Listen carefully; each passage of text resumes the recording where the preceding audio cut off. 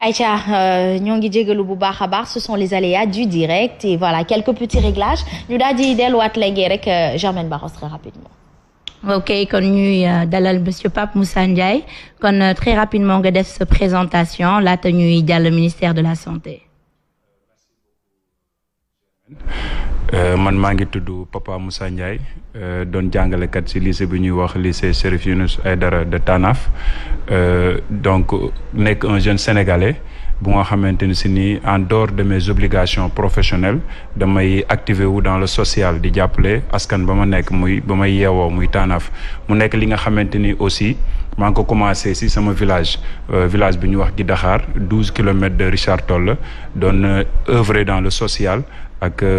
donc mu nekk une continuité d'autant plus que ñun ñëpp ay citoyens sénégalais nañ te suñu dénominateur commun tey mooy la nationalité sénégalaise donc pourquoi ne pas continuer les actions citoyennes et sociales yi nga xamante ni maa ngi ko doon def sama dëkk ak fi may jàngalee donc loolu la tàmbalee surtout nag ñu gën a fësal li ñu doon def bi mbas bi duggee donc li ñu njëkk seetlu foofu mooy mbas bi mu duggee ci Sénégal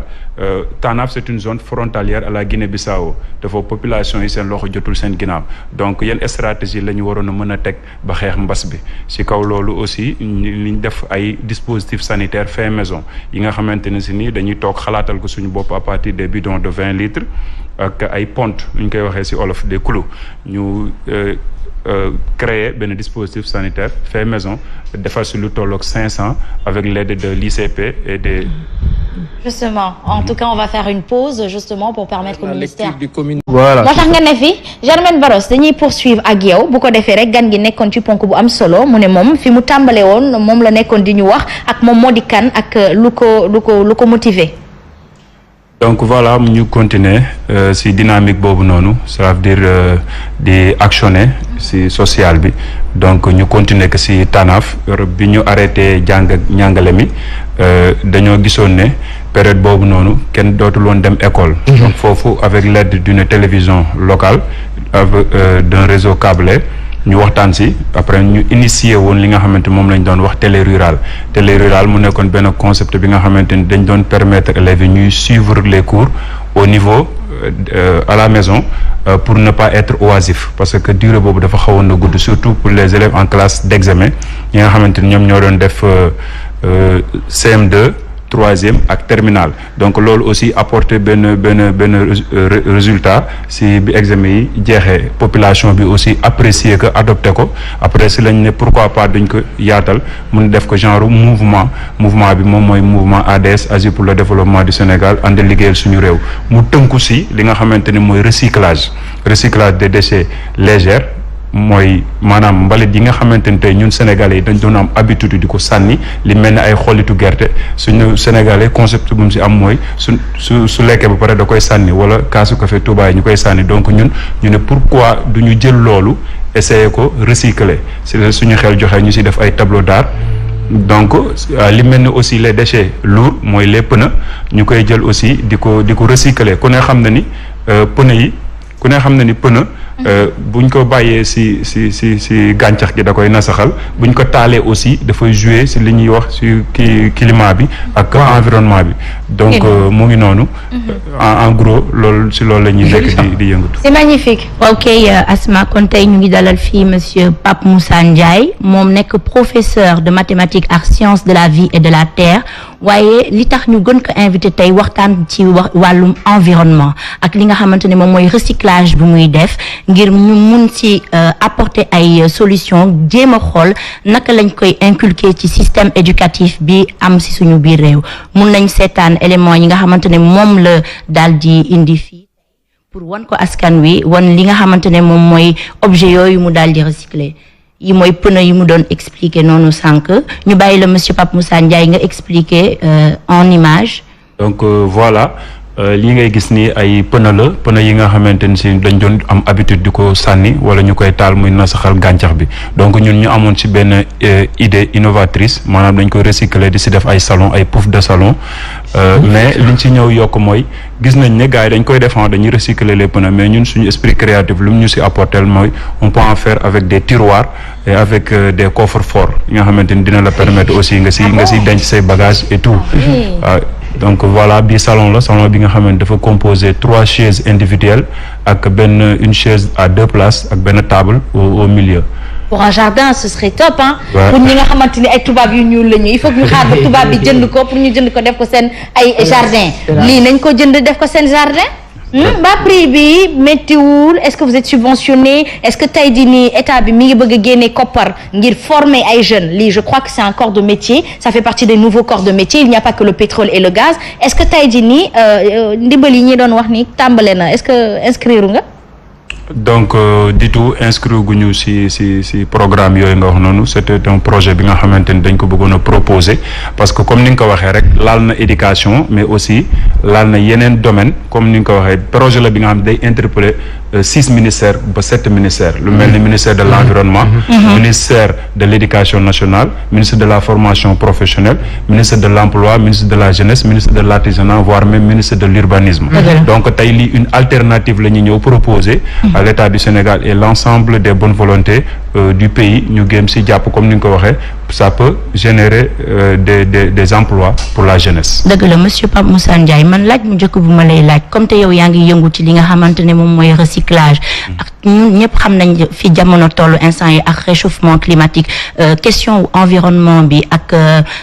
écologie dafa am solo bu baax a baax tey jii nii naka lañ ko mën a inculquer ci suñu système éducatif ngir mën ci tàggat xale yi. waaw donc question boobu day nekk question bu am solo parce que boo xoolee ci système éducatif bi ñu ngi ciy jàngale environnement mais boo xoolee dafa xaw a tënku donc war nañ ko gën a mën a yaatal et soo xoolee ci matière bu ñuy wax SVT sciences de la vie et de la terre foofu dafa xaw a limité wu et lu ci ëpp pratique lay doon donc tey war nañ ko gën a mën a renforcer parce que lii boo xoolee alternative bi ñu ñëw indi lii contact direct lay doon entre l'apprenant l'enseignant ak matière yi nga xam ci moom lay utiliser rawatina mu nekkoon ay déchets ci bëtu xale yi. donc loolu suñ ko jëlee di wane ni mën nañ ko mën a recycler loolu day am solo ci système éducatif bi day permettre aussi que élèves yi ñu mën a def benn prise de conscience individuelle pour lutter contre la dégradation de la nature à bas âge. ok ñun dañu seetlu ne tey jii nii enjeu yi nga xamante ne moom mooy enjeu climatique yi lu tax tey jii nii mënul nekk ci programme bi nga xamante ne moom mooy système scolaire que élèves yi mën a comprendre ne ko tey même jëfandikoo sax li nga xamante ne geste bu simple comme benn déodorant par exemple mën na perturber li nga xamante ne moom mooy couche d'ozone bi léegi naka la ñu mën a tàggat xale yi ba ñu mën a xam ne enjeu réel nekk na ci ginnaaw am benn processus de développement durable bu am solo. donc comme li nga wax noonu les enjeux climatiques dafa am benn matière bu ñuy wax géographie da ko teniroon en compte mais war nañ ko gën a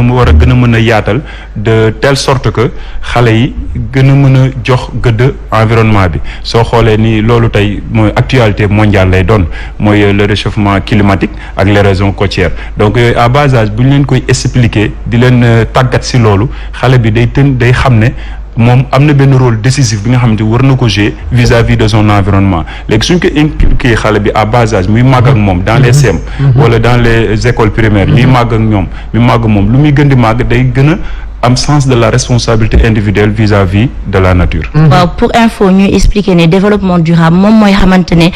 day lay permettre yow nga mun a jëfandikoo li nga xamante ne mooy énergie yi nekk ci sa gox ci sa dëkkuwaay te nga bañ ko yàq ba ñeneen génération yi di ñëw nar ko mën a jëfandikoo léegi loolu noonu ba tey ñuy dewal ci wàllum éducation ci wàllu xale yi pour ñu mun a am li nga xamante ne moom mooy conscience environnementale gis nañu ci dëkk nasaraan ci ñoom commencé nañ ci wàllu crèche. ay crèche écologique léegi yow lan nga ci xalaat ci wàllum système mu jàngale boobu. donc loolu noonu dafa nekk lu am solo mooy crèche écologique yi nga xamante ni gis nañu nasaraan yi ñu ngi koy teg comme système bi nga xamante ni à bas âge mën nañu wax sax jardin d'enfants la ñu commencé initier xale bi donc pourquoi pas ñun au niveau du Sénégal ministère de l'éducation nationale maa ngi koy saluer au passage di ko jaajëfal si recevoir bi ñu mu recevoir par rapport ak li ñu teg nii donc day nekk loo xam si day am solo xale bi boo koy tàggat à partir de jardin d'enfant fi mu nekk nga koy di ko won ay objet di jël li nga xamante ni moom si xelam joxu ko woon ni ko lii war na mën a nekk li ñuy utiliser te war na ko war a mën a jariñ donc suy màggal moom day am benn sens de responsabilité bi nga xam si moom day nekk si moom te loolu lay màggalee dina mën a protéger environnement bi te loolu dañ ko war a impliqué ci système éducatif bi mooy luñ kii bi aspect environnemental bi dafa war a nekk même bu nekkee benn genre mën nañ jël ay classes yi nga xamante ni si ni ay classes parallèles lay doon ñuy sensibiliser les enfants à bas âge di leen tàggat ci loolu day am solo. C'est très important kii di Khady Camara toutes nos pensées vont vers elle mos na ko fi wax jëmatal benn garab sax baax na tàmbale ko ci biir kër yi ci biir l'école yi ba tax ne rek boo sensibiliser du doy dana tax nit ñi mën cee bàyyi xel bu baax a baax. Merci beaucoup pour la rubrique d'aujourd'hui dañuy poursuivre incha allah gën a yaatal ci ay yeneen yoon ndaxte format rubrique dafay baax mën nañ ko bamtuwaat ndaxte feem yi bëri na trop Mama Aïcha dafa war a dikk kii di Christopher dikk madame Cissé war a dikk kon nag dañ koy ndar keppe fi merci beaucoup. maa ngi koy jaajëfal bu baax moom Pape Moussa Ndiaye si teewaay bu mu teew tey fii indi fi explication yu am solo ci wàllum recyclage ak environnement jërëjëf monsieur Pape Moussa Ndiaye. Merci beaucoup. Voilà mi ngi noonu dañu lay bàyyi nga nuyu sa waa gox tàggatoo. waaw c'était juste ça nga may ma ko benn une minute donc comme lu ko olof di waxee rek feccum liir bu neexee dafa fekk ndey ji moo tee si mbagg yi donc maa ngi jaajëfal sama waa village muy Giddaxaar waalo yëpp Richard Toll Xuma Xare Mbilor ñëpp daal maa ngi leen jaajëfal ak les Sénégalais de l'étranger Nouakchott